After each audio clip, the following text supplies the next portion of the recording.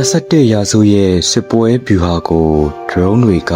အပြီးတိုင်ပြောင်းလဲပစ်လိုက်ပါတယ်။ဒါပေမဲ့အခုချိန်မှာတော့စစ်မြေပြင်တင်မကပဲအဲ့ဒီ drone တွေကိုထုတ်လုပ်တဲ့ထောက်ပံ့ရေးခွင်းဆက်နောက်ွယ်မှာပါဒုတိယမြောက်စစ်မျက်နှာတစ်ခုပေါ်ပေါက်လာခဲ့ပါပြီ။ထိုးခြားတာကတော့တရုတ်နိုင်ငံဟာရုရှားနဲ့မဟာမိတ်ဖြစ်နေရတဲ့ယူကရိန်းစစ်တပ်ဟာအခုထိတရုတ်ထုတ် drone တွေကိုဘာကြောင့်သုံးနေရတယ်လဲတစ်ဖက်မှာလည်းယူကရိန်းနဲ့အနောက်အုပ်စုဟာတရုတ် drone တွေကိုဈေးကွက်ထဲကဖယ်ရှားဖို့ဘာကြောင့်အပြင်းအထန်ကြိုးပမ်းလာပြီးထိုင်ဝမ်စီကိုမျက်စိကျနေရတာလဲဒါဟာရိုးရိုးစစ်ပွဲမဟုတ်တော့ပါဘူးရုရှားတရုတ်ဖက်ဆက်ယူကရိန်းထိုင်ဝမ်ဆိုတဲ့အာရှပစိဖိတ်ကနေဥရောပအထိကူးစက်လာတဲ့ drone အားပြိုင်မှုအသစ်ပဲဖြစ်ပါတယ်ဒီနေ့ဗီဒီယိုမှာတော့ဒီအရှုပ်အထွေးရဲ့နောက်ွယ်ကသုံးသပ်ချက်တွေကိုအသေးစိတ်တင်ဆက်ပေးသွားမှာပါ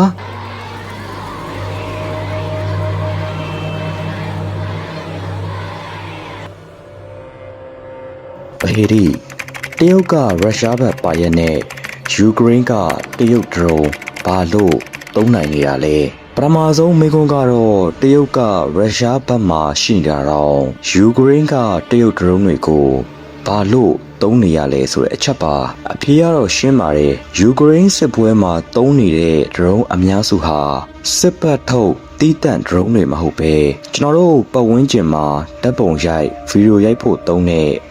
အရက်ပတ်သုံး drone ငယ်တွေဖြစ်နေလို့ပါပဲအထူးသဖြင့်တရုတ်နိုင်ငံထုတ် DJI drone တွေဟာဈေးနှုန်းအင်မတန်တက်တာပြီးထိန်းချုပ်ရလွယ်ကူသလိုကမ္ဘာဈေးကွက်ရဲ့80%ကျော်ကို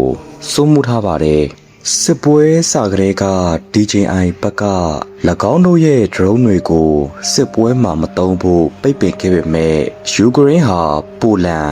ချက်သမရနိုင်ငံနဲ့ဥရောပတိုက်ကအရပ်ဘပရိုက်တာအဖွဲ့အစည်းတွေစေတနာဝန်ထမ်းတွေကတဆင့်အွန်လိုင်းကနေအရက်သားလူမျိုးအလုံးအရေးနဲ့ဝယ်ယူပြီးစစ်မြေပြင်မှာဘုံသီးချတဲ့အလုပ်ထောက်လန်းတဲ့အလုပ်တွေမှာအသုံးပြုနေကြတာဖြစ်ပါတယ်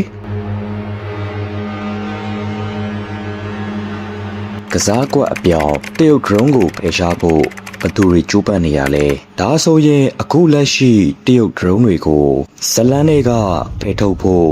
ဘသူတွေကကြိုးပမ်းနေတာလဲယူကရိန်းလားအနောက်နိုင်ငံတွေလားအမှန်ကတော့နှစ်ဦးနှစ်ဖက်စလုံးဖြစ်ပါတယ်ဒါပေမဲ့အဓိကတွန်းအားပေးနေတာကတော့အမေရိကန်နဲ့အနောက်အုပ်စုကအကြောင်းရင်းကတော့လုံခြုံရေးအန္တရာယ်ကြောင့်ပါတရုတ်ထုတ် drone တွေရဲ့ software နဲ့ data တွေဟာ Kremlin ရုရှားသို့မဟုတ်ပေကျင်းတရုတ်အစိုးရရဲ့ထောက်လှမ်းရေးစနစ်ထဲရောက်သွားနိုင်တယ်လို့အနောက်အုပ်စုကစိုးရိမ်နေကြပါတယ်ဒါကြောင့်သူတို့ဟာ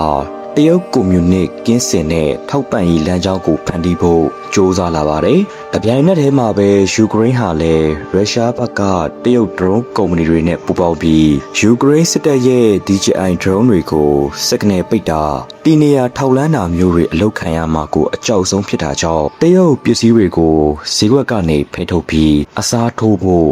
နီလန်ရှာလာခဲ့ပါတယ်။ထိုင်ဝမ်ရဲ့အခန်းကဏ္ဍနဲ့ drone အပြိုင်မှုအသစ်ဒီနေရာမှာဇက်လိုက်အသစ်အဖြစ်ပေါ်လာတာကတော့ထိုင်ဝမ်ဖြစ်ပါတယ်ထိုင်ဝမ်ဟာကမ္ဘာအဆင့်မြင့် microchip တွေကိုအဓိကထုတ်လုပ်တဲ့နိုင်ငံဖြစ်လို့ drone နည်းပညာမှာတရုတ်ကိုရှင်နိုင်တဲ့တစ်ခုတည်းသောအာရှအင်အားစုဖြစ်နေပါတယ်လက်ရှိ2026ခုနှစ်ရဲ့စီးရင်စရာတွေအရထိုင်ဝမ်ရဲ့ drone တင်ပို့မှုဟာအဆ20နီးပါးအထိ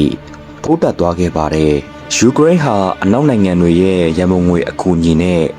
ထိုင်ဝမ်ထုတ် drone တွေကိုဥရောပတိုက်ကမဟာမိတ်နိုင်ငံတွေပိုလန်ချတ်ကတဆင့်လွှဲပြောင်းဝယ်ယူနေပါတယ်ဒါဟာရုရှားနောက်ွယ်ကတရုတ်ရဲ့ထုတ်လုပ်မှုစွမ်းအားကိုယူကရိန်းက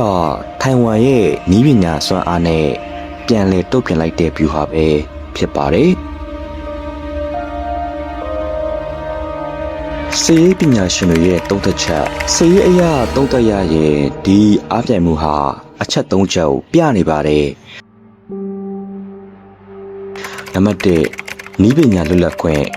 ယူကရိန်းဟာတရုတ်အပေါ်မှီခိုနေရမှုကိုဖျက်ထောက်ပြီးစစ်ပွဲဒေတာလုံခြုံရေးအတွက်ထိုင်ဝမ်နည်းပညာကို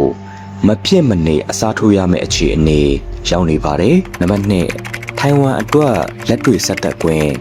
ထိုင်ဝမ်ဟာ၎င်းတို့ထုတ်လုပ်တဲ့ drone တွေကိုယူကရိန်းစစ်မြေပြင်မှာလက်တွေ့စမ်းသပ်ခွင့်ရတဲ့အတွက်နောက်တစ်ချိန်တရုတ်နဲ့ပြည်ပခဖြစ်လာရင်ပြန်လည်အသုံးချနိုင်မဲ့အဖိုးတန်စစ်မြေပြင်အတွေ့အကြုံကိုရရှိနေပါတယ်နံပါတ်3ဈေးစကစိန်ခေါ်မှုထိုင်ဝမ် drone တွေဟာတရုတ် drone တွေထွက်ဈေးနှုန်းပုံမမြင့်မားတာကြောင့်အနောက်အုပ်စုရဲ့ငွေကြေးထောက်ပံ့မှုဘယ်လောက်ကြာရမလဲဆိုတာကတော့စောင့်ကြည့်ရမယ့်အချက်ဖြစ်ပါတယ်။တေချာတာကတော့ယူကရိန်းစစ်ပွဲဟာတာမန်နယ်မြေလူပွဲမဟုတ်တော့ပဲအာရှကကမ္ဘာအကြီးမားဆုံးနည်းပညာအင်အားကြီးနှစ်ခုဖြစ်တဲ့တရုတ်နဲ့ထိုင်ဝမ်တို့ရဲ့ drone နည်းပညာအတန်တိတ်အားပြိုင်ပွဲကြီးဖြစ်လာခဲ့ပါပြီ။ပြည်သက်ကြီးကဘယ်လိုထင်ပါသလဲ။ထိုင်ဝမ် drone တွေကယူကရိန်းစစ်မြေပြင်မှာ